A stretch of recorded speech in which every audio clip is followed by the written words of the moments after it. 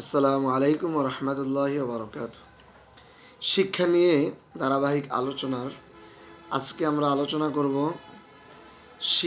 শিক্ষা গ্রহণ করার জন্য, এলেম অর্জন করার জন্য প্রতিষ্ঠান নির্ভর না শিক্ষক নির্ভর হওয়া উচিত। অর্থাৎ আমি যদি আলেম হতে চাই, আমি আলেম হওয়ার জন্য কোনো প্রতিষ্ঠানকে নির্বাচন করব, তারপর সেখানে গিয়ে আলেম হব, নাকি কোনো একজন শিক্ষক, আদর্শ শিক্ষককে প্রথমে নির্বাচন করব, তারপর ওই শিক্ষকের কাছে গিয়ে আমি আলেম হওয়ার জন্য চেষ্টা করব। কোনটা করা উচিত? শিক্ষক নির্ভর লেখাপড়া নাকি প্রতিষ্ঠান নির্ভর লেখাপড়া, কোনটা প্রয়োজন এবং কোনটা বেশি উপযুক্ত এবং কোনটা করলে একজন আদর্শ তালেবে এলেম, আদর্শ ছাত্র, যুগ সচেতন, যোগ্য একজন সুদক্ষ আলেম তৈরি হওয়া সম্ভব। আমরা যদি বর্তমানের দিকে তাকাই, বর্তমান পরিস্থিতিতে ব্যক্তি নির্ভর লেখাপড়া একেবারে শূন্যের কোঠায় বলা যায়। অর্থাৎ বর্তমানে যারা পড়তে চায় সবাই যে কোনো একটা প্রতিষ্ঠানে গিয়ে ভর্তি হয়। সে যে মাদ্রাসায় যাক, যে কোনো স্কুলেই পড়ুক, যে কোনো একটা স্কুল কিংবা মাদ্রাসা কিংবা ভার্সিটি বা যেটাই বলি, প্রতিষ্ঠানে ভর্তি হয়। তারপর ওই প্রতিষ্ঠানে যে শিক্ষক আছে ওই শিক্ষকদেরকে ক্লাস বন্টন করে দেওয়া হয়, ওনারা যতটুকু পারেন পড়াচ্ছেন। এভাবে বর্তমানে শিক্ষা ব্যবস্থা চালু আছে বা রয়েছে।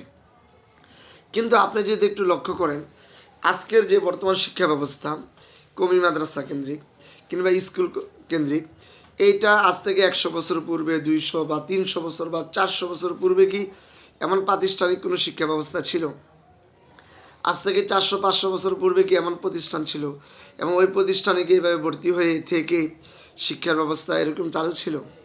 এমনটা ছিল না। রসুল আরবি সাল্লাল্লাহু আলাইহি সাল্লাম থেকে নিয়ে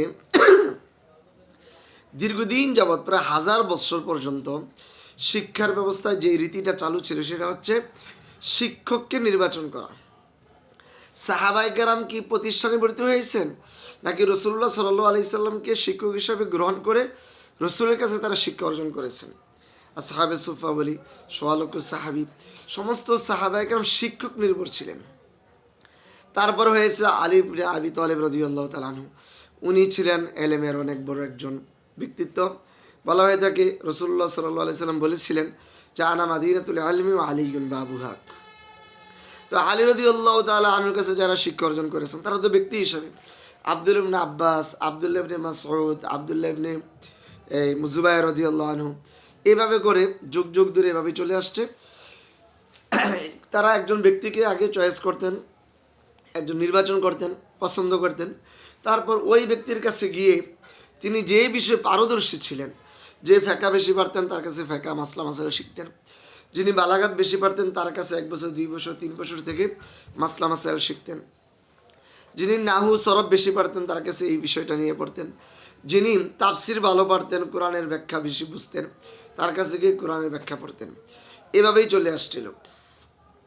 আমরা বুখারী, মুসলিম, তিরমিজি, সিয়াসিতার যে কিতাবগুলো দেখি, প্রত্যেকটা কিতাবের যে লেখক, প্রত্যেকটা লেখকই কিন্তু প্রাতিষ্ঠানিকভাবে কোনো মাদ্রাসায় তিনি পড়েননি, কোনো স্কুল কলেজে পড়েননি। প্রাতিষ্ঠানিকভাবে ভর্তি হয়ে অনেক উস্তাদের কাছে পড়েছেন, বিষয়টা আমরা এমনভাবে পাই না। আমরা পাই যে প্রত্যেকেই ব্যক্তি নির্ভর লেখাপড়া করেছেন। অমুকে তার খুব ক্ষুধাবিরু, তাকুয়াশীল, তার কাছে অনেক হাদিসের অনেক বেশি এলেম আছে, তো উনি তার কাছে যেতেন, গিয়ে 2 মাস 3 মাস 1 বছর 2 বছর 5 মাস এভাবে থেকে ওই যেই এলেমটা বিষয়ে ওই উস্তাদ পারদর্শী তার কাছে থেকে ওই এলেমটা তিনি শিখে আসতেন। আবার তিনি খোঁজখবর নিতেন যে অন্য আরেকটা বিষয়, এই বিষয়ে কে বেশি পারদর্শী আছে, তো ওনার কাছে আবার যেতেন, গিয়ে আবার আবার আরেকটা এলেম শিখতেন। এভাবেই চলে আসছে ধারাবাহিকভাবে।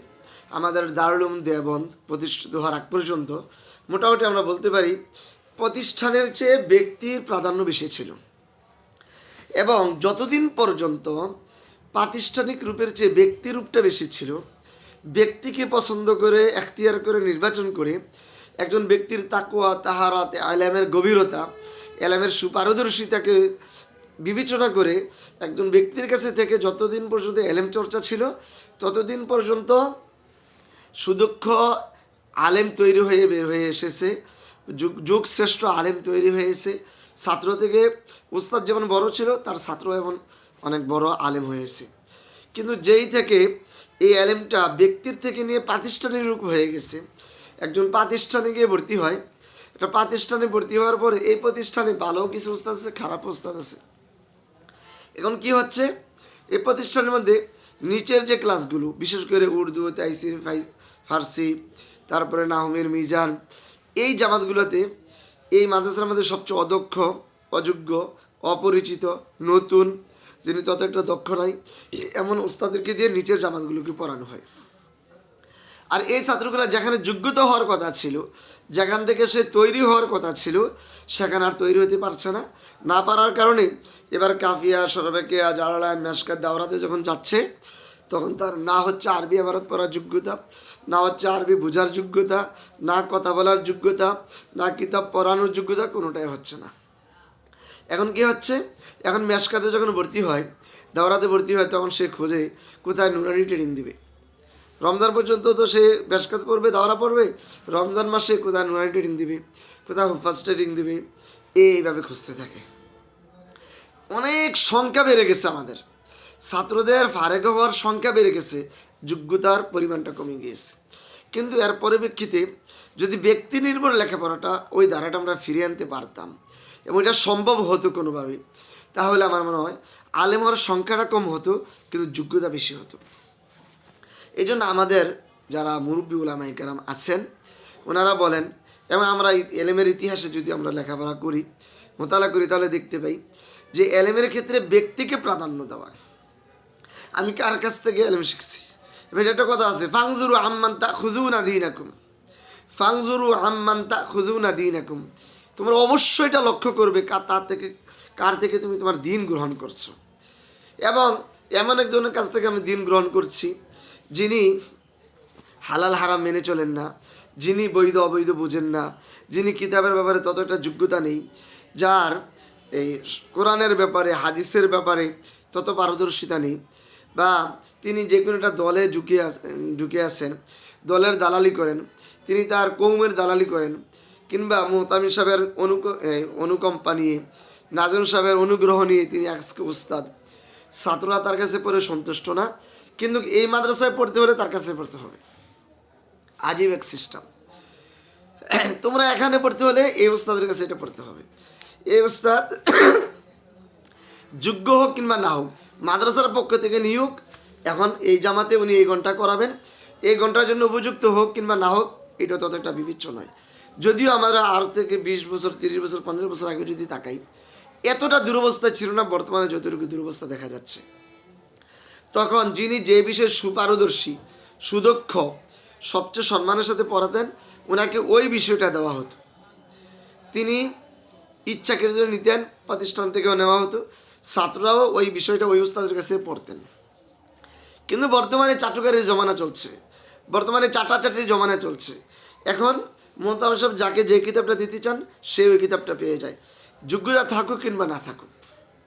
তিনি ওই মোহতামিম সাহেবের সাথে জি হুজুর বলতে পারেন, এই জন্য তাকে কিতাব দেওয়া হয়েছে। কিন্তু তিনি ওই কিতাবটা পড়ানোর জন্য যোগ্য কিনা, অভিজ্ঞ কিনা, তিনি পারছেন কিনা, এটার কোনো সুযোগ নেই।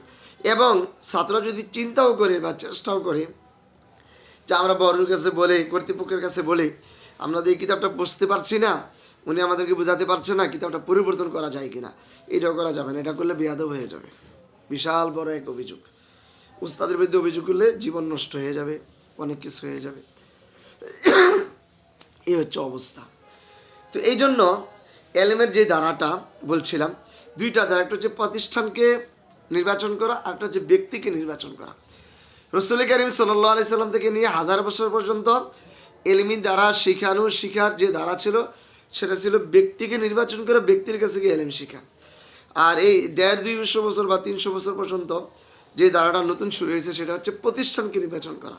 ওই প্রতিষ্ঠানকে নির্বাচন করে প্রতিষ্ঠানের কাছে, প্রতিষ্ঠানে ভর্তি হয়ে, এবার প্রতিষ্ঠানের পক্ষ থেকে যে উস্তাদকে দেওয়া হয় তার কাছে পড়তে হবে, বাধ্য পড়তে, পরিবর্তন করার কোনো সুযোগ নেই। এইভাবে পড়ার কারণে প্রাতিষ্ঠানিক রূপ যখন চলে আসছে, এলেমের সংখ্যা বেড়ে গেছে, ছাত্রদের সংখ্যা বেড়ে গেছে, এবং দাওরা হাদিস পাশের সংখ্যা বেড়ে গেছে, কিন্তু প্রকৃত যোগ্য লোকের সংখ্যা কমে গেছে। আর যদি ব্যক্তিকে নির্বাচন করে, ব্যক্তির তাকওয়া দেখে, ব্যক্তির যোগ্যতা দেখে, ব্যক্তির দুনিয়া বিমুখতা দেখে, ব্যক্তির আমল দেখে যদি তার কাছে গিয়ে পড়া হতো, কষ্ট করা হতো, তাহলে হয়তো সংখ্যা কমতো, এলেমের না আলেমের সংখ্যা কমতো, কিন্তু এলেমের গভীরতা বেড়ে যেত, এলেমের মান বেড়ে যেত। এই জন্য আজকে আমাদের আলোচনা হলো যে এলেম শিখতে হলে আমি কোনটা করব। বর্তমান ছাত্র ভাইদেরকে বলতে চাই যে দুটোটাই চেষ্টা করেন। এখন যেহেতু প্রাতিষ্ঠানিক রূপ চলে আসছে, তা আপনি যেই প্রতিষ্ঠানে ভর্তি হবেন, ওই প্রতিষ্ঠানে ভর্তি হওয়ার আগে আপনি যেই জামাতে ভর্তি হবেন, ওই জামাতে কোন কোন উস্তাদ কোন কোন কিতাব পড়ায়, এটা আগে আপনি খেয়াল করেন। যদি আপনি ওস্তাদের খবর নিয়ে দেখেন যে এই ওস্তাদের এই কিতাবগুলো পড়ানোর জন্য যোগ্য, অভিজ্ঞ, তার কাছে পড়লে আপনি কিছু ফায়দা পাবেন, তাহলে ওই মাদ্রাসায় ভর্তি হন। আর যদি মনে করেন ওই মাদ্রাসা বড়, কিন্তু আপনি যেই জামাতে ভর্তি হচ্ছেন, ওই জামাতে যেই ওস্তাদ এই কিতাবটা পড়াচ্ছেন তিনি তত যোগ্য না, ছাত্ররা সন্তুষ্ট না, তাহলে আপনি ওই মাদ্রাসায় ভর্তি হবেন না। অর্থাৎ আপনি উস্তাদ দেখেন প্রথমে, তারপরে মাদ্রাসা এখতিয়ার করেন। প্রথমে উস্তাদ নির্বাচন করেন, উস্তাদের তাকওয়া তাহারাত দেখেন, আমল দেখেন, তার মুআযাবাত দেখেন, তার ইসলামের প্রতি দায়বদ্ধতা দেখেন, এলেমের প্রতি দায়বদ্ধতার প্রতি লক্ষ্য করেন। তিনি যে এলেমটা শেখাচ্ছেন খেয়ানত হচ্ছে কিনা, তিনি কি তার দলের পক্ষে টানছেন, গণতন্ত্রের অ্যাডভাইস দিচ্ছেন দর্শে বসে, নাকি শরিয়ার কথা বলছেন। যদি তিনি দর্শে বসে শরিয়ার কথা না বলতে পারেন, তাহলে এমন উস্তাদের কাছে পড়া জায়েজ হবে না। যে উস্তাদ কিতাবকে সামনে নিয়ে কিতাব পড়াচ্ছেন কিন্তু কিতাবের দায়বদ্ধতা রক্ষা করতে পারেন না, যিনি কোরআন পড়াচ্ছেন কিন্তু কোরআনের দায়বদ্ধতা আমানত রক্ষা করতে পারেন না, তিনি কোরআন খুলে গণতন্ত্রের পক্ষে দালালি করেন, তিনি কোরআন খুলে তিনি তার দলের প্রতি, গণতন্ত্রকামী যে দল, এই দলের যোগ দেওয়ার কথা প্রতি উদ্বুদ্ধ করেন, এমন ওস্তাদের কাছে পড়া কিছুতেই জায়েজ হবে না। এই জন্য আপনি প্রতিষ্ঠান নির্বাচন করেন, অবশ্যই এর পূর্বে উস্তাদের প্রতি লক্ষ্য রাখেন, উস্তাদকে আগে নির্বাচন করেন, উস্তাদ কোন মানের এটা আপনি দেখেন, শরীরের প্রতি তার দায়বদ্ধতা দেখেন, ইসলামের প্রতি তার আমানতদারিতা দেখেন, ইসলামের প্রতি এবং রাসূলুল্লাহ সাল্লাল্লাহু আলাইহি ওয়াসাল্লাম সুন্নাহর প্রতি তার অনুপ্রেরণা কি, তিনি কিভাবে দেখেন শরীয়তের বিষয়টা নিয়ে, এই বিষয়টা পেতে আপনি আগে দেখবেন, তারপর আপনি ভর্তি হবেন, তারপরে যোগ্য আলেম হতে পারবেন। আর যদি শুধু একটা প্রতিষ্ঠান থেকে ভর্তি হয়ে যান, সেখানে যাওয়ার পর আপনাকে যে কিতাবটা পড়বেন এমন একজনকে দেওয়া হয়েছে যিনি হচ্ছেন এই মাদ্রাসার সবচেয়ে বড় দালাল, যিনি হচ্ছেন তার দলের সবচেয়ে বড় মুখপাত্র দালাল, তিনি কোরআন শরীফ খুলে গণতন্ত্রের পক্ষে লেকচার দিবেন, তিনি কোরআন খুলে হাদিস খুলে বুখারী দর্শের বসেও তিনি তার দলের পক্ষে কথা বলবেন, তিনি সঠিক কথাটা বলবেন না, তখন কিন্তু আপনি আমসালা দুটি হারাবেন, যোগ্য আলেম হতে পারবেন না। এই জন্য যোগ্য আলেম হতে হলে, দিনের প্রতি দায়বদ্ধশীল আলেম হতে হলে আপনাকে প্রতিষ্ঠানের পূর্বে অবশ্যই একজন দায়বদ্ধশীল আমানতদার উস্তাদকে নির্বাচন করতে হবে। আল্লাহ তাআলা আমাদেরকে বুঝার তৌফিক দান করুক।